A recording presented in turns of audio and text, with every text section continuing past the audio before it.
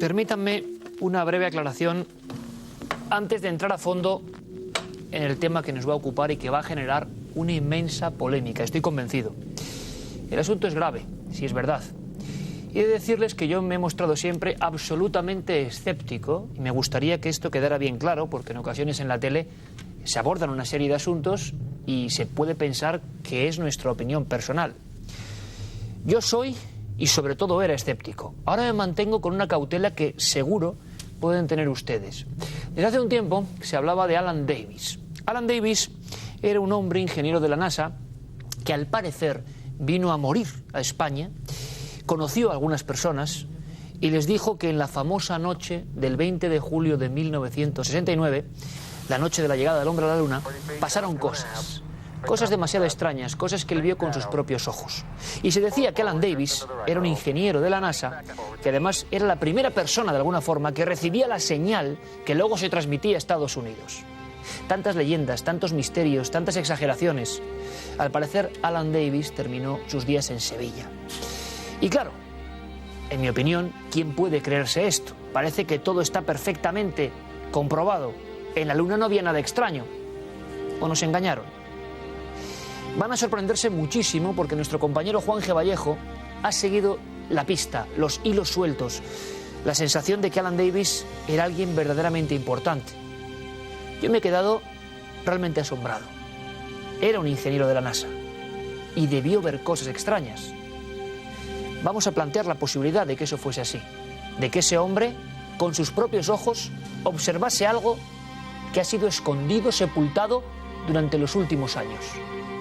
Repito, yo soy escéptico, pero ustedes tienen que valorar esta información. Está claro que después de este reportaje, nadie podrá decir jamás que la historia de Alan Davis, de él como persona, era una leyenda, un invento. Alan Davis existía y contaba unas cosas realmente aterradoras. Quizá había algunas imágenes imposibles de contar, imposibles de que sean reales, pero allí estaban, en la noche histórica para el ser humano, la llegada del hombre a la Luna, julio de 1969. En 1958, Estados Unidos creó su agencia espacial, la NASA, con la intención de afrontar el mayor reto al que se había enfrentado el hombre a lo largo de la historia, ni más ni menos que conquistar la Luna. Era para ello necesario conseguir que una nave tripulada se posara sobre la superficie de nuestro satélite, llegando antes que la Unión Soviética para demostrar su poderío mundial. El gobierno norteamericano no escatimó esfuerzos ni dólares en esa misión y comenzó a reclutar los mejores cerebros que había sobre el planeta.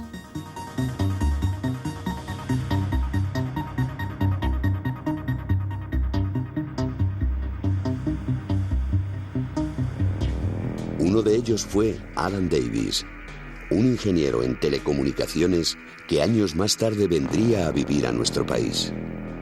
Así comenzamos la historia de un auténtico quebradero de cabeza para las autoridades americanas, un rumor del que casi nadie quería hablar, un suceso y unas declaraciones insólitas que muchos quisieron desprestigiar, asegurando que este hombre jamás trabajó para la Agencia Espacial Americana.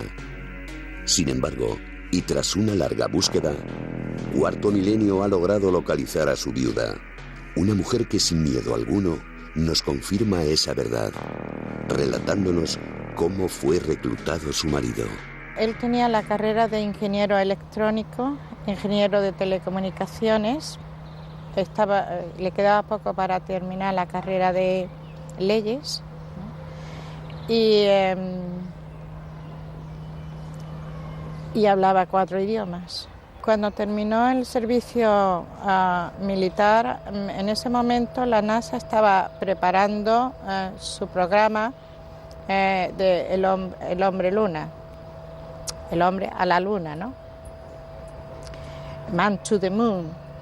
Y empezaron, claro, a escoger científicos, a escoger ingenieros, en fin, hacían una selección.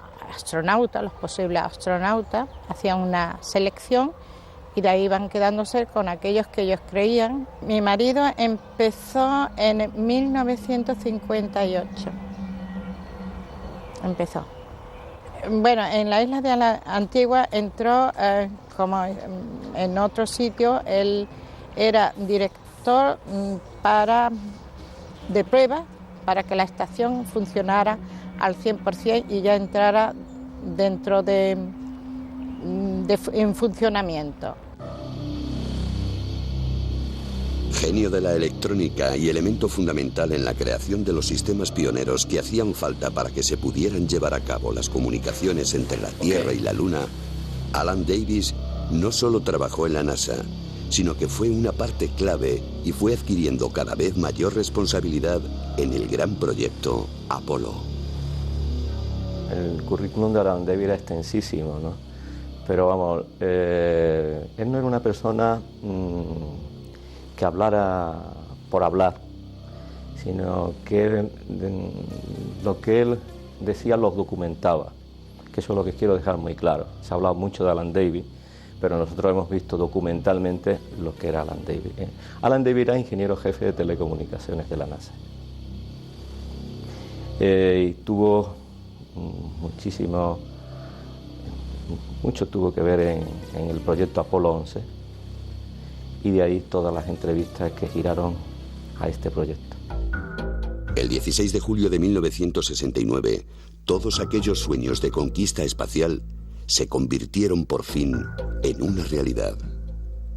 3 privilegiados, Edwin Aldrin, Neil Armstrong y Michael Collins, partieron en el Apolo 11 para convertirse en gloriosa parte de la historia.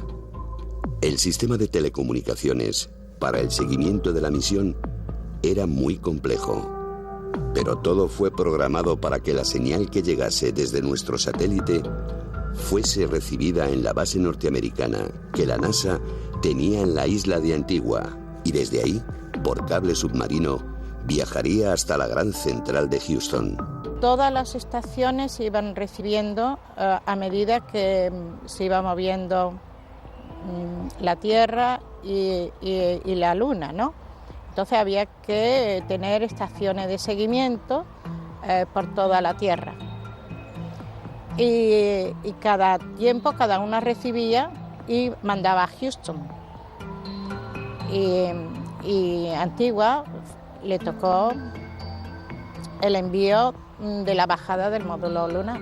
Él nos decía que él estaba retransmitiendo directamente la imagen que venía de la Luna, él la recibía en la isla de Antigua y la reenviaba por cable submarino a Houston, pero había safety loop, un lazo de seguridad de unos 10 segundos, y por eso no se pudieron ver esas imágenes en la transmisión en directo que se produjo en el año 69 del alunizaje de los americanos. Este hecho, importante para conocer la biografía de Davis, ha sido negado en muchas ocasiones, pero la confirmación de que este era el sistema de llegada de la señal a la Tierra nos vino por el jefe de proyectos y lanzamientos espaciales en la NASA, Luis Ruiz de Gopegui. Él estaba en Antigua, donde posiblemente habría 150 técnicos contratados por NASA. Únicamente el director de la estación, que por cierto era amigo mío, pues era de NASA, todos los demás eran contratados, y entonces pues no tiene ninguna garantía. O sea, contratado por NASA, pues claro, la NASA tiene que contratar mucha gente. Tenía estaciones alrededor del mundo entero, tenía muchas estaciones. Había champán, me acuerdo que en la cocina de la estación estaba todo listo, preparado para celebrarlo, y todas las